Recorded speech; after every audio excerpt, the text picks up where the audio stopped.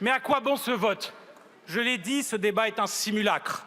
Le texte de l'accord lui-même n'a plus de sens depuis que le président de la République a évoqué la possibilité d'envoyer des troupes au sol en Ukraine.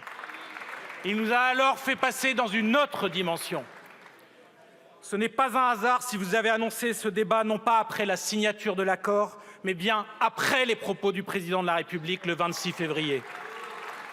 Oui ou non, acceptons-nous que la France, puissance nucléaire, se place en situation de guerre face à la Russie, puissance nucléaire? Voilà la question qui nous est posée aujourd'hui. La déclaration irresponsable du président de la République a ouvert la voie à une escalade que nous ne pouvons cautionner.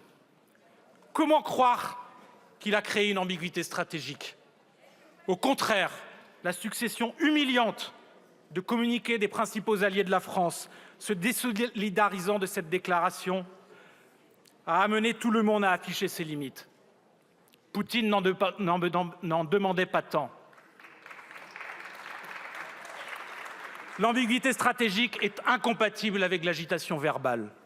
Le chef de l'État a depuis persisté et signé. À Prague, le 5 mars, il a assimilé la prudence des rigueurs à la lâcheté, aggravant encore l'isolement de la France. Puis, aux responsables des partis politiques reçus à l'Élysée le 7 mars, il a déclaré qu'il n'y avait aucune limite, aucune ligne rouge au soutien de la France à l'Ukraine. Aucune limite. Vous êtes sérieux? La parole de la France est encore affaiblie. Vous parlez désormais de passer en économie de guerre sans avouer aux Français les graves implications sociales et militaires d'un tel choix. Notre devoir est de dire stop. Stop à cette agitation verbale incompatible avec une action concrète dans une stratégie cohérente. Stop à l'idée même d'entrer en guerre face à une puissance nucléaire dès lors que nos intérêts vitaux ne sont pas en jeu.